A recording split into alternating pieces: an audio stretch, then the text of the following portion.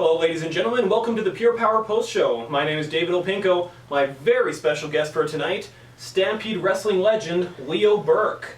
So Leo Burke, what brings you down to Pure Power Wrestling? Well, I was invited to come down, and when I started wrestling back in 1966, it was right here in Alberta.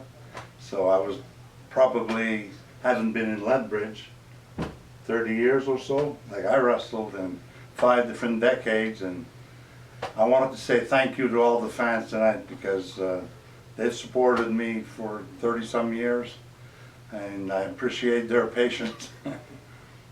But it was great to see some of the old, well, I'm old now, but yeah, some are older than me, believe it or not. No, it was great to be in Lethbridge, Alberta. So what do you think of tonight's show?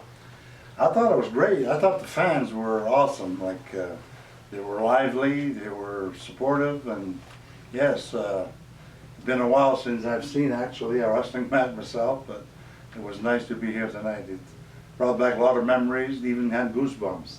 Oh. So were there any performers tonight that really stood out as exceptional to you? Well, I kind of have a soft heart for Massive Damage. I trained him, so actually he's an awesome, not just an awesome wrestler, awesome individual, period. Yes. And also one guy that I think is going to go a long way in this professional wrestling is Sharp, was his first name. Bobby Sharp. Bobby Sharp, yes. He's going to go places. Very talented wrestler. Very much so. Just comparing the world of wrestling today to back in your day, I guess, what would be some of the changes that you've noticed in the wrestling world since then, and overall, would you say that these changes are good or bad? It really, like, changes. To me, there's no changes.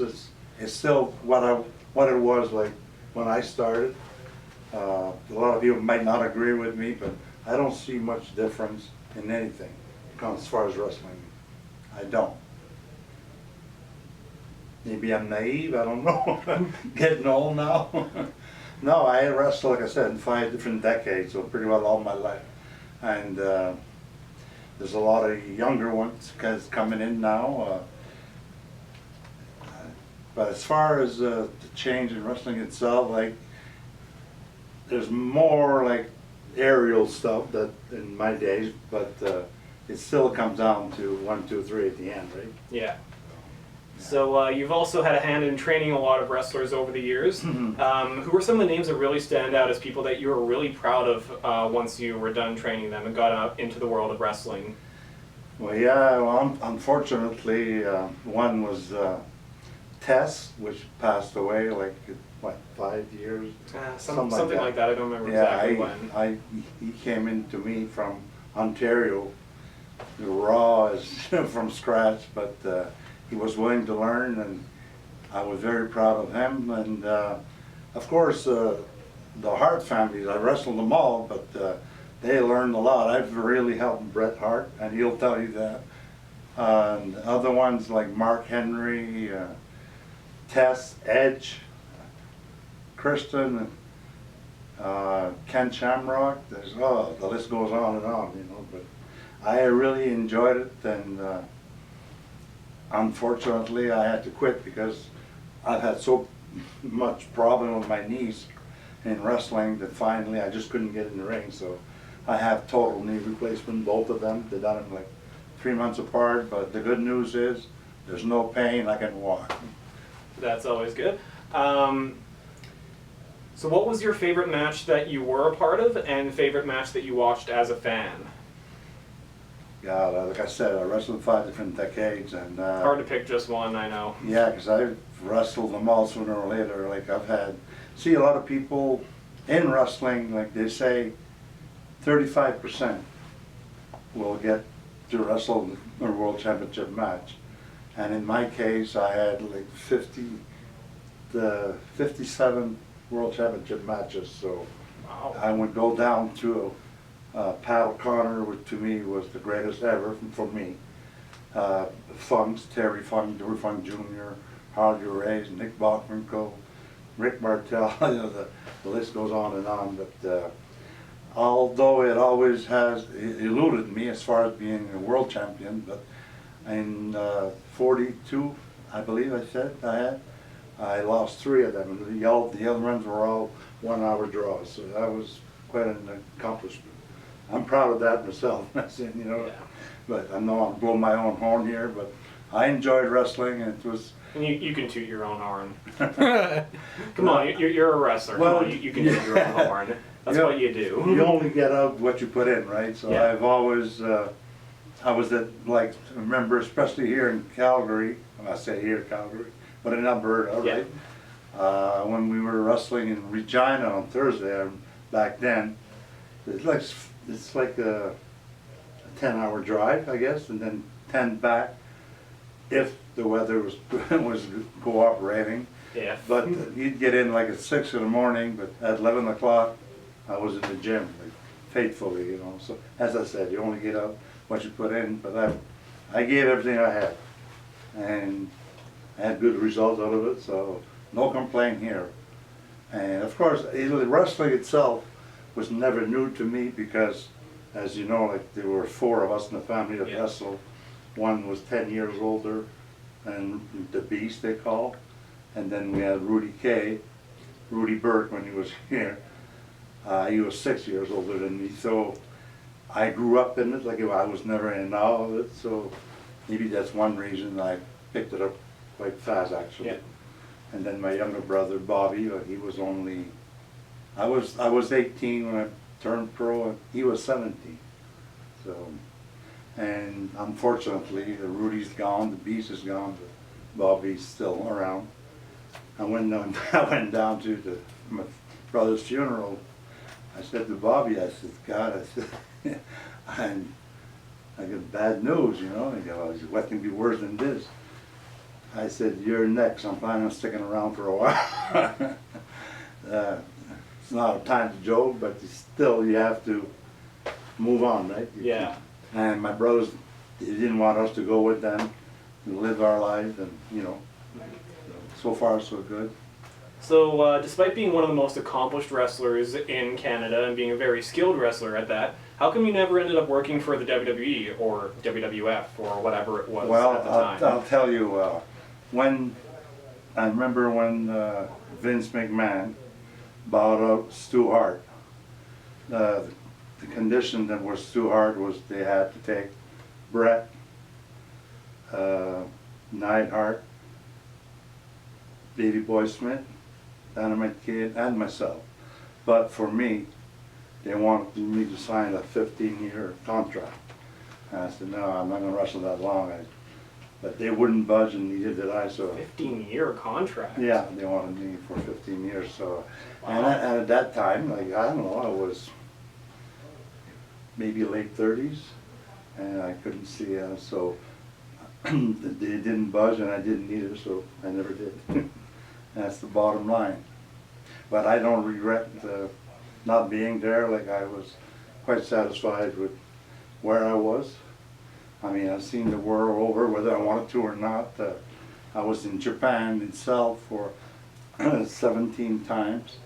Wrestled like in places like New Zealand, as I was saying, Australia, you name it, all over the world, and of course all through the States and Canada. So, no, I had got, they don't, wrestling, let's put it this way, wrestling does not owe me nothing. And again, I want to say thank you to the wrestling fans for putting up with me this long. So how was it like for you when you retired from in-ring action to transition to a post-wrestling life? Well, I don't miss the traveling, I can tell you that much. I think most wrestlers would agree with that. Yeah, I miss the camaraderie, like in the dressing room type of thing, and the fans, like, when fans are behind you, it gives you that extra energy. I miss that. I also miss, I control the crowd more or less, right? Mm-hmm. And I miss that part as well. Yeah. Yeah. So, but like I said, when I quit wrestling, I was training guys for WWF for 8 years. Then I trained, I went over to Ted Turner. What was that called? The World? WCW, World Championship Wrestling. Yeah, yeah. And like I said, when I got to a point where I couldn't go in the ring and teach the guys what I wanted to do, right? So I was either going to go all the way or not. And once I got that bad, I had like my knees done. That was it for me for wrestling. But like I said, I don't miss the traveling. I've been bartending actually, which I really enjoy. I've been at it like 20-some years. I enjoyed it because, again, I deal with the public. Are you still bartending? Yes, yes. Where? Right now I was in Calgary, but now I live in Turner Valley, just a little place. Okay. It's called the Renegade, and it's good for me. Like I said, I'll be 67 come June, and maybe. You don't look it. Well, I feel it some days, but I just can't see myself just retiring. I'd go crazy. So Yeah. bartending, I still deal with the public, and it's fine. My kids are good. My granddaughters are good.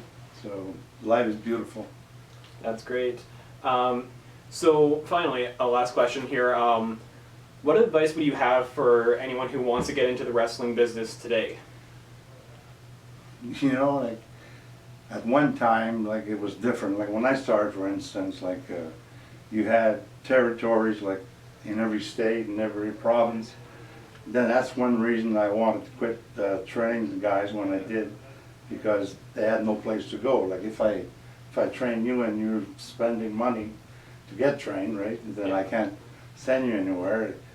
I'm not going nowhere neither. So I felt sorry for them at that time. So because before, when I first started, like they used to pay me, but then I had no place to send them, so I quit that.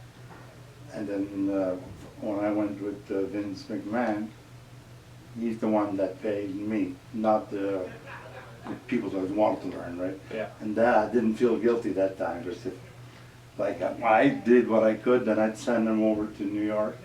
They'd look at them and be either they signed them up or they didn't, right? Yeah. So, but it was out of my hair as far as the money situation. That's what I didn't like. If you're a young guy, if you're 17, 18, 19, you don't have money, right? Mm-hmm. So if you're going to spend like $15,000 to learn something, and then at the end you're still with me, you're wasting your time. So in that aspect, I was glad that I don't miss it at all now. But I did. I'm lying there. Like I enjoyed doing that, but that's a situation. And like I said, I was lucky because when I started, like I said, every province pretty well had their own little territory, all the states. Then it came to a point where they just had WWF, and that was just about it. And then how can you come in and go there? Right? You have to learn somewhere. But they had no place to train to get their talent going. Yeah. All right, and that's all I have for you. Thank you Well, so much, my Mr. pleasure. Burke. Ladies and gentlemen, Leo Burke, Stampede Wrestling legend.